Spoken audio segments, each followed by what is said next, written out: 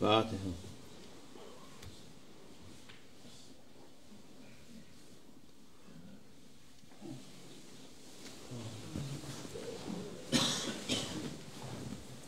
Selamun Aleyküm.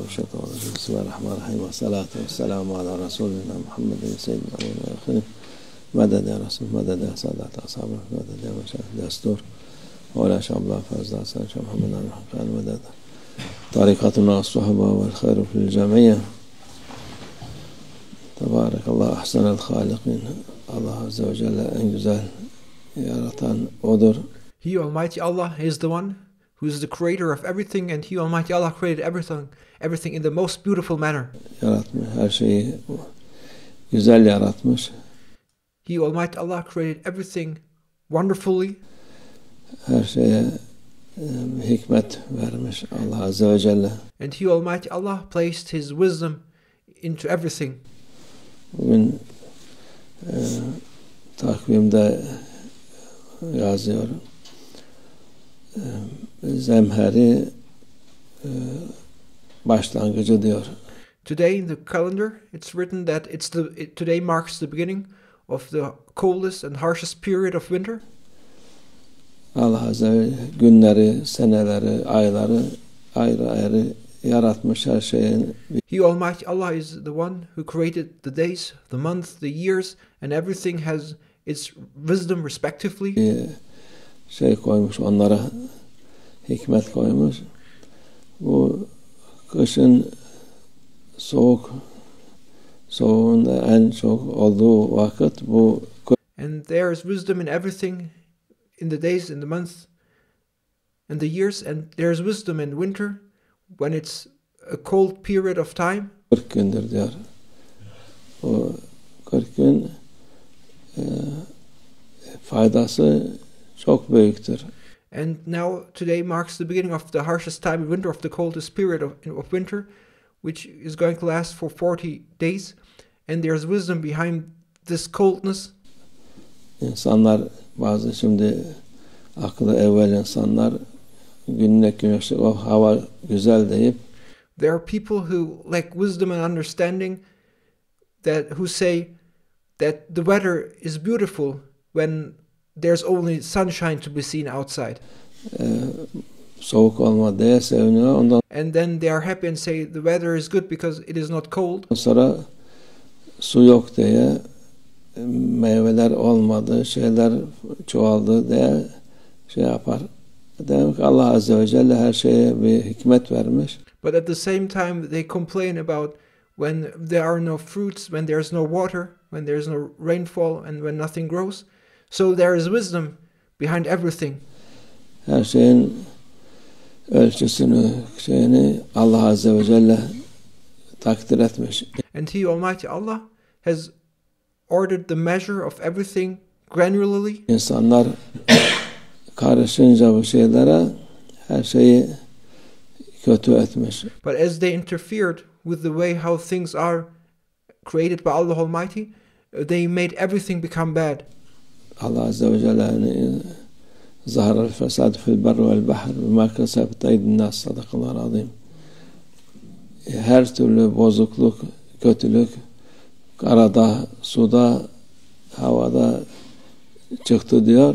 Onlar da insanların elinden yaptıkları şeylerden dolayıdır.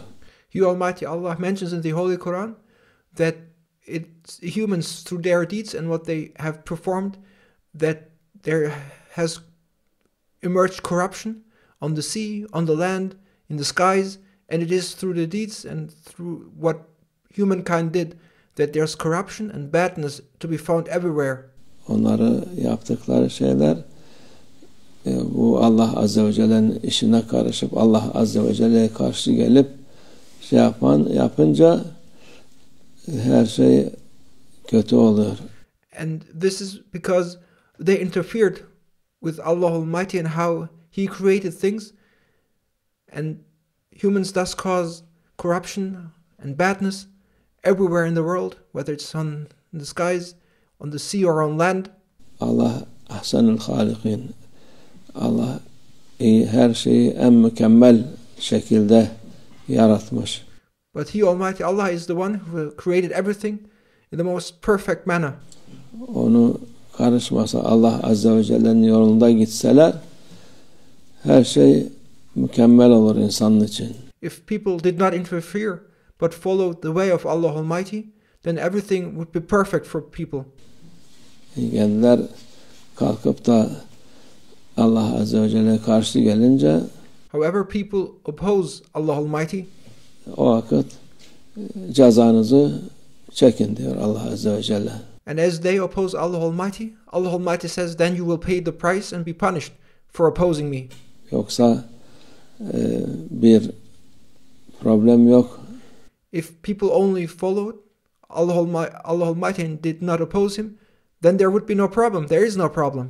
Problem insanlarda, The problems and issues are caused by humans themselves. kötülerde. Onun için her şeye şükretmek lazım. Therefore, we need to be thankful for everything. Soğuğa da şükretmek lazım. We need to be thankful when it's cold. Sıcağa da şükretmek lazım. We need to be thankful when it's warm. Her şeye Allah'tan, Allah Azze ve Celle'nin verdiği şeylere hikmetini kendi bilir diye Everything comes from Allah Almighty. When we are thankful for everything Allah Almighty gave us, and we must seek the wisdom behind everything, and we must know that there is a wisdom behind everything, the way Allah Almighty created it. ona boyun eğmekten başka yapacağımız bir şey yok. And there is nothing than to surrender and subordinate ourselves to Allah Almighty's will. Allah muhafaza etsin. Allah bereketini versin. May Allah Almighty protect us and give us the blessing behind everything. Onun yaptıkları razıyız. We are happy and satisfied and pleased with everything He Almighty Allah created and how things are. Ona elimizden bir şey gelmez. Biz ona teslimiz. And we can't do anything. Everything is through Him, and we surrender ourselves to Him, Allah. Ona Müslümanız. Teslim etmişiz kendimizi Allah Azze ve Celle'ye. We are Muslims, and we are the ones who surrendered themselves to Allah Almighty. Allah. Onun himayesine, onun merhametine teslimiz. We surrender ourselves to Allah Almighty, and we are in need of His protection and His mercy. Allah Azze ve Celle merhametlidir. He Almighty Allah is the most merciful, Her şeyin bir karşılığı var. and there is a counterpart for everything. İyiliğin de karşılığı var. There is a counterpart there is a counterpart for goodness, Kötülüğün de karşılığı var. and there is a counterpart for badness. Allah muhafaza etsin. May Allah Almighty protect us. Dünyada yapıp da kurtulduğum zanneden ahirette çeker. There is a punishment or reward for everything. There is a reward for goodness, and there is a punishment for badness. And those people who think they have achieved something while causing badness will have lost in the hereafter. Allah muhafaza etsin. May Allah Almighty protect us. Bugün de gene bu aynı zemheri dediği en soğuk şeyde zalimler bundan 100 sene önce galiba 110 sene önce garip askerleri üstünde bir şey olmayarak karışın içine göndermişler. And today does not only mark the beginning of the harshest and the coldest period of winter, but today also marks the day when nearly 100 or 110 years ago the oppressors and tyrants sent the troops in the harshest and coldest winter into war amidst snow without any clothes. Daha bir kurşun atmadan hepsi şehit olmuş. And those tyrants made those troopers, those soldiers die without even firing a bullet in the face of that harsh winter. Allah makamları âli olsun. May Allah Almighty raise the station of those martyrs. Onlara da bu şeyi yapanlar da cezalarını Allah muhakkak verir. And there's no doubt that those tyrants and oppressors who sent those people in the coldest period of winter to die in that coldness, they will, without any doubt, receive their punishment by Allah Almighty. Sarıkamış derler. Sarıkamış senin ne için? Çünkü bunlar Allah'a karşı gelmiş. Those who send people, the soldiers, to war during World War I in the harshest period of winter are tyrants who opposed Allah Almighty. And this event and this tragedy took place in Sarıkamış. Sultanı devirmişler.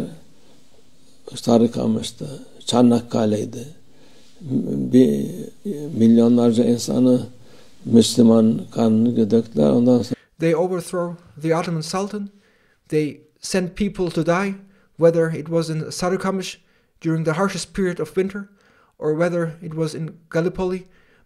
They shed the blood of millions of Muslims. bütün Osmanlı'yı yavura bıraktılar. And then they overthrew the Ottomans and they replaced them with disbelievers and oppressors. Allah onun da hesabını sorar. And Allah Almighty will hold them accountable for what they did. Allah zalimleri boş bırakmaz. There is no doubt that those oppressors and tyrants will not go unpunished. Onların yaptıkları kötülüğü muhakkak hesap sorulacak.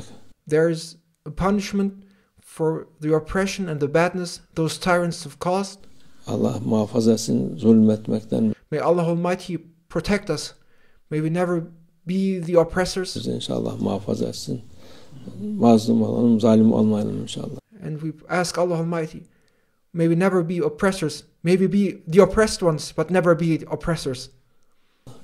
Ve minallah tevfik. El-Fatiha.